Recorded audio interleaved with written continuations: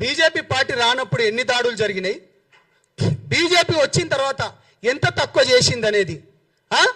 ఇప్పుడు టెర్రరిస్టులు మన పైన దాడి చేస్తే నువ్వు ఇక్కడ ఉన్న ఇంటెలిజెన్స్ రిపోర్టర్ని కూడా మోడీ ఉన్న సున్నా. దాని తర్వాత ఏంది, పహల్గాం దాడి జరిగితే మోడీకో బోలో, ఇంకేంది పహల్గాం టెర్రర్ అట, మోడీకో బోలో అట. అరే మన పక్కనున్నోనికి అన్న, మీ అందరికి తెలుసు, మీరందరూ ఉస్మానియాలో అన్న, మీ అందరికి తెలుసు, మన పక్కనున్నోనికి తెలియడానికి ఏమైనా అయితే మనం ఉరికిపోతాము. నువ్వు ఇండివిజువల్ జర్నలిజం పేరుతోని నువ్వు ఏం మాట్లాడతావు తులసి చందమ్మ? నువ్వేం మాట్లాడతావు? సొయ్యుండి మాట్లాడతావా, సొయ్యి లేక మాట్లాడతావా? లేకపోతే ఆపరేషన్ సింధూర్ పైన విద్వేష వైరస్ కు కొత్త ఆపరేషన్ అట. ఏంటిది ఇది? ఏం జర్నలిజం చేస్తున్నావు నువ్వు? ఏం మాట్లాడుతున్నావు అమ్మా? అదేవిధంగా గౌరవనీయులు పాషం యాదగిరి అన్న, ప్రొఫెసర్ నాగేశ్వరరావు గారిది నేను ఎక్కువ వీడియోలు నేను చూడను, కానీ నీది నేను మంచిగా చూసేటోన్నన్నా. నువ్వు మాట్లాడితే చాలా మంచిగా మాట్లాడతావు. ఎందుకంటే గత ప్రభుత్వంలో ఉన్నప్పుడు కూడా ఏంది అప్పుడున్న ముఖ్యమంత్రులు కూడా ఏ విధంగా మాట్లాడతారో, ఏ విధంగా పనులు చేస్తారో చెప్పేటోను. నీకు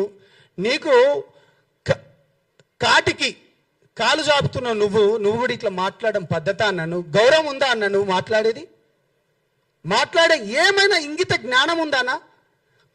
నువ్వంటే నాకు గౌరవం ఉందన్నా, బుద్ధి ఉండాలి కదరా అన్న. నీకు ప్రేమతో అంటున్నా, అరే రా అని అడ్జస్ట్మెంట్ చేసుకో, ఏం కాదు. మా అధ్యక్షుడి గురించి అన్నావు కాబట్టి.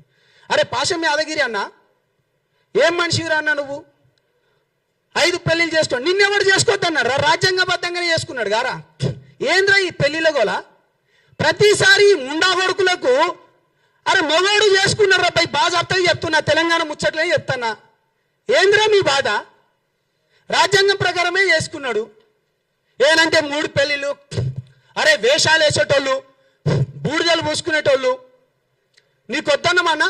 తెలంగాణ ఉద్యమంలో నేను తెలంగాణ సినిమా ఆర్టిస్ట్ అసోసియేషన్గా నేను పనిచేసిన, నేను జనరల్ సెక్రటరీగా ఉన్నా, అనేక మందికి నేను కార్డ్స్ ఇచ్చిన, నేను రియాలిటీ షో కూడా చేసిన.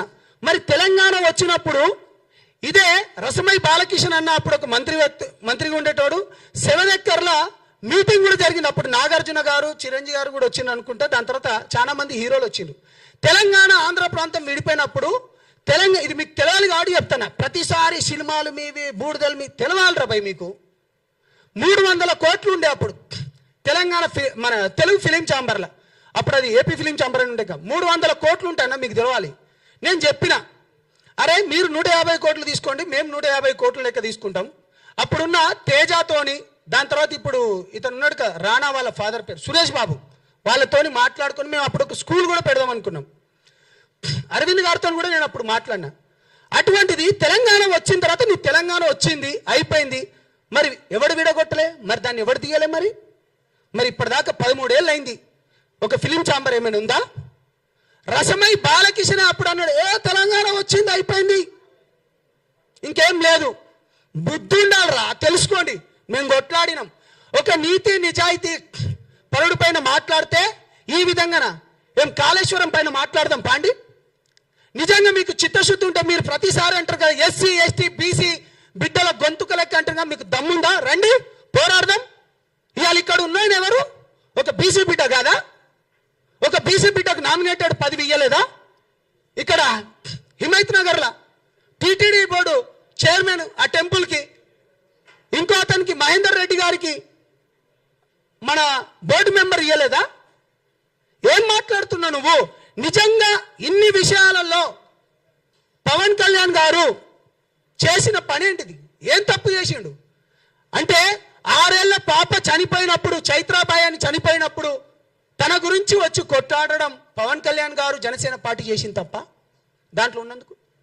లేకపోతే ఎల్బీ నగర్లో లక్ష్మీబాయి అనే ఒక ఆడబిడ్డను పోలీసులు విచక్షణ పేరుతో తీసుకుపోయి కొట్టిండు. అప్పుడు మీ ఛానలే వచ్చినాయి ఎక్కువ. అది మాట్లాడడం తప్ప? అది చేసినాం, మేము పోరాడినాం. యురేనియంకి వ్యతిరేకంగా ఒక చెంచు బిడ్డ అయినోడు ఆయన తీసుకొని వచ్చి మిగతా రాజకీయ పార్టీలందరినీ కూర్చోబెట్టి మాట్లాడి దాన్ని ఆపడం తప్ప?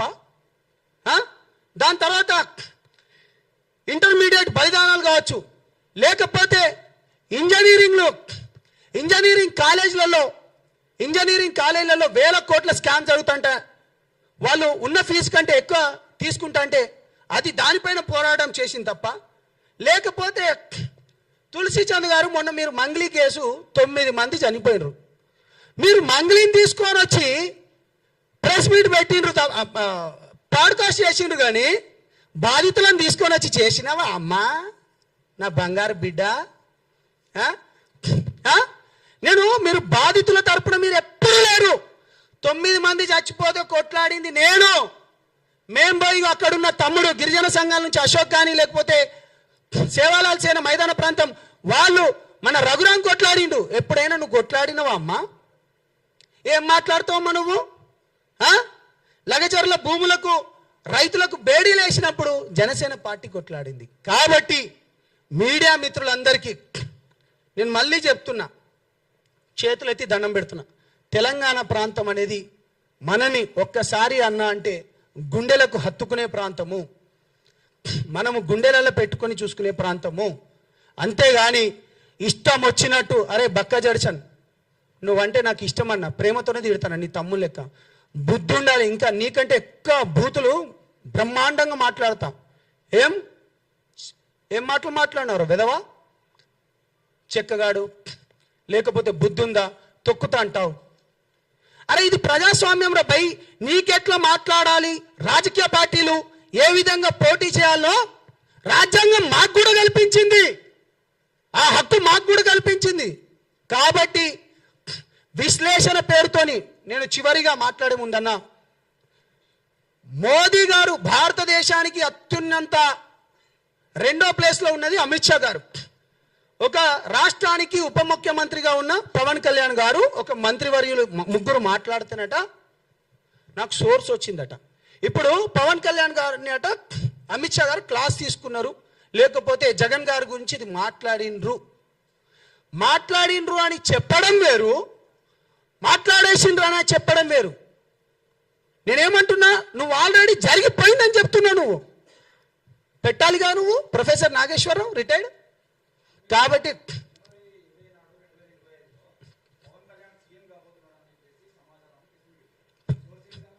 ఏది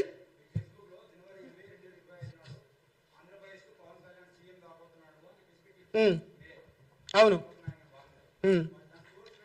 బీజేపీ ప్రభుత్వంలో ఉన్నప్పుడు నాకు కొంతమంది చెప్పినన్నా. ఒక్క నిమిషం నేను అదే చెప్తున్నానా. ఒక్క నిమిషం, మీరు 100 అడగండి, 100కు 100 చెప్తా.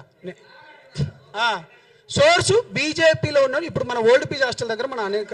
ఒక్క నిమిషం, నేను అదే చెప్తున్నా. వినండి. ఓల్డ్ పీజీ హాస్టల్లో బీజేపీ వాళ్ళందరూ ఇప్పుడు స్టేట్ వైస్ ప్రెసిడెంట్ కూడా ఉన్నాడు, మీ అందరికి తెలిసిందే. వాళ్ళ తరపు నుంచి మాకు వచ్చింది. ఏది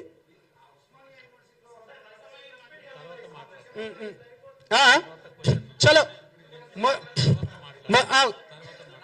ఒక్క నిమిషం నేను డిస్టర్బ్ చేయకండి. ఆగండి.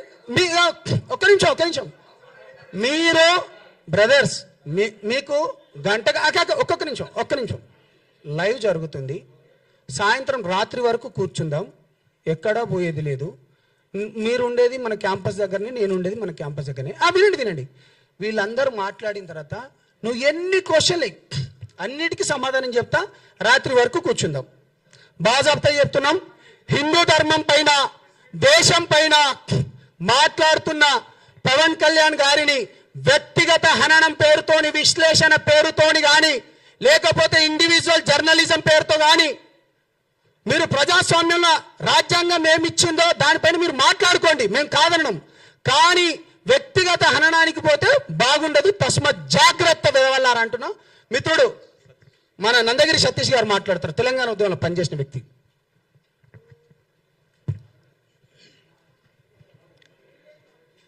మాట్లాడొచ్చాను. అందరికీ నమస్కారం. నా పేరు నందగిరి సతీష్, కుత్బుల్లాపూర్ నియోజకవర్గం, జనసేన పార్టీ కార్యకర్తని. ముఖ్యంగా మాట్లాడేది ఏంటంటే, నిన్న ఇదే సోమాజిగూడ ప్రెస్ క్లబ్లో ప్రొఫెసర్ నాగేశ్వరరావు గారికి మద్దతుగా తెలంగాణ క్రాంతి దళని ఒక రౌండ్ టేబుల్ సమావేశం ఏర్పాటు చేసుకున్నారు.